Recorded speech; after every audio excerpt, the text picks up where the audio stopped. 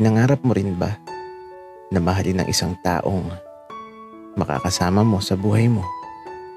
Isang taong bubuo sa pagkatao mo. Isang taong iibigin mo na pinili ng tadhana para sa'yo.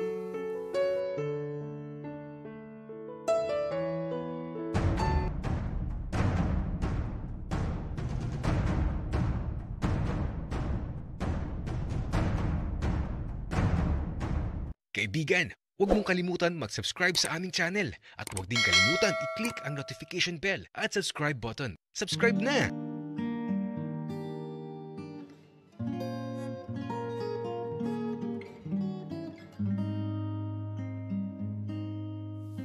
Hindi ko inaasahan na mangyayari ang bagay na yun. Si Axel kasi napakakulit. Napilitan tuloy ako. Tapos naputukan pa ako. Pinagmamasdan ko kasi. Tapos bigla na lang talaga sumabog. Ito ba? Tuwan-tuwa pa si Axel. Pero hindi naman ako nagalit. Ewan ko ba? Nag-enjoy ata ako. Pero syempre, kunwari galit. Kaya ito, para akong nabulag nung maputukan ako. Tapos, napadiretso ligo na lang talaga kami sa banyo. Si Axel kasi, binuusan ako ng tubig. Ang kulit niya. Di talaga siya nahihiya sa akin. Habang naliligo kasi kami, wala na talaga siyang kahit anong suot. Ako naman, naka-short. Nahihiya ako eh. At nung matapos makaligo, diretso bihis, tapos tumambay na ulit kami dito sa sala, sa mahabang upuan. Ang init kasi sa kwarto namin.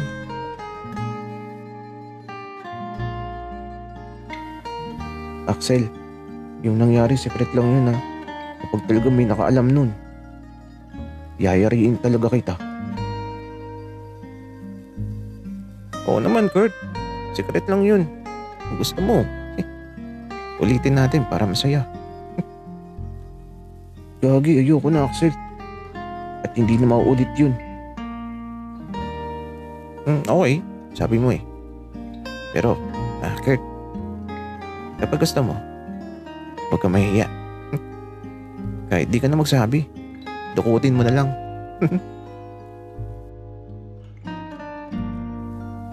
Wika ni Axel na aba, tumatawa pa.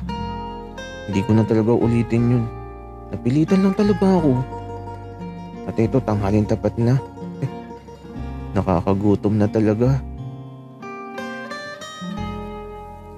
Kurt, nagugutom na ako.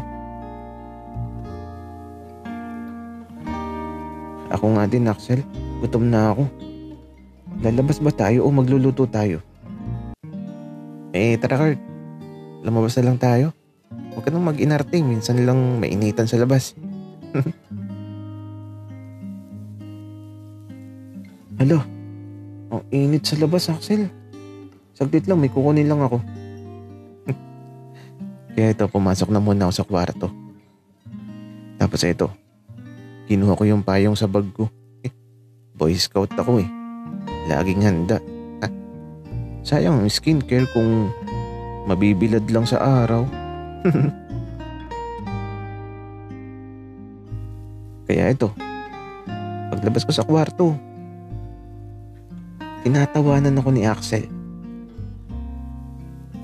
Kurt, kunti na lang talaga magdududa na ako sa'yo. Bakit magpapayong pa tayo? Para kang Barbie talaga. Axel, kita mo namang napakainit. Sayang ang skincare ko. Kurt, okay lang kasi na mainitan at saka huwag ka na mag-skincare. Para kang babae. Alam mo Axel, tara na, masyado ko nung madaming sinasabi. Kaya ito, lumabas na kami sa dormitoryo. At aba si Axel, nakasukob din naman sa payong ko. Natatawa na lang talaga ako. Tapos, nakahawak pa yan sa balikat ko. At habang naglalakad kami, aba si Aling Yoli, nakasalubong namin. Nakasakay siya sa kotse tapos eto, pinasakay niya kami. Aling Yoli, ano meron? Wika ni Axel. Ako naman nakikinig lang. Mga bata, sakto, susunduin ko sana talaga kayo. May pupuntahan kasi tayo. Saan naman Aling Yoli? Di pa kasi kami nagtatanghalian ni Kurt. Gutom na kami. Axel, anak. Sa handaan ang punta natin.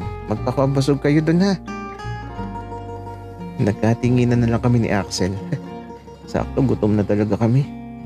Napakabait ni Aling Yoli. Di kami kinalimutan. Kaya eto, nang makarating kami sa sinasabi ni Aling Yoli na handaan. Hala, bakit ganito? Parang may ililibing. Mga anak, Kurt, Axel, kumain na kayo. Magpakabusog kayo ha, at mamaya kapag lumakad na ang patay may ipapadala ako sa inyo.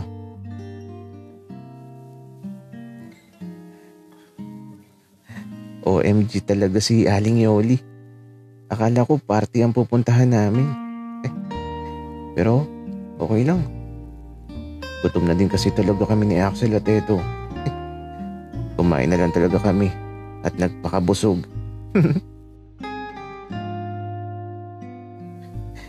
Iniisip ko na lang na nasa piyestahan ako. Ang daming pagkain Parang buffet. Sulit ang pagsama namin kay Aling Yoli. Tapos eto, nung paalis na yung patay sa bahay, pauwi na din kami. Kasi ang init talaga.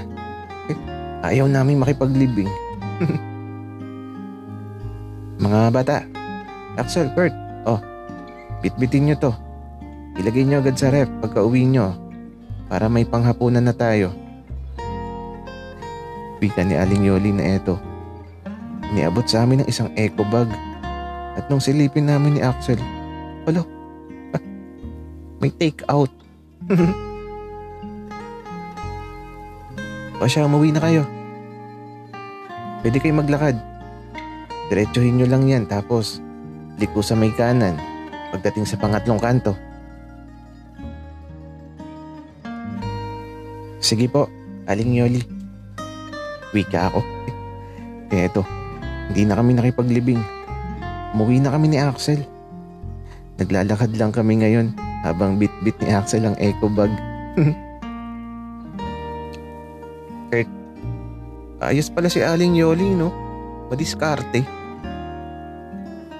Oo nga di talaga tayo magugutom, Axel. Pero, Kurt, pagawin natin. Anong gagawin natin? Ewan ko, Axel. Siguro uupo sa mahabang upuan tapos kwentuhan. Ay, oo, maganda yun, Kurt.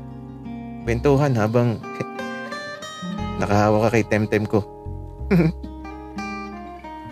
Tapos ito, tumawa bigla si Axel. Tawan-tawa sa kalokohan niya. Ay naku. Pero okay lang naman sa akin. Kung pipilitin niya ulit ako.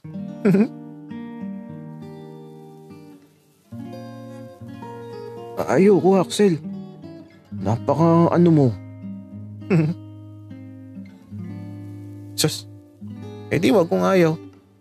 Pero Kurt, kapag gusto mo kahit di ka magsabi, dukutin mo na lang. Napapaisip tuloy ako kapag ginawa ko yung bagay na yun. Alo, para namang lalabas na nagugustuhan ko yung ganun. Pero di ko gagawin. Pilitin niya ako at bibigay ako. Gagi, ano ba tong naiisip ko? Kalma lang, huwag matukso. Kaso, marupok ako. Isang pilit lang. Baka bumigay na talaga ako.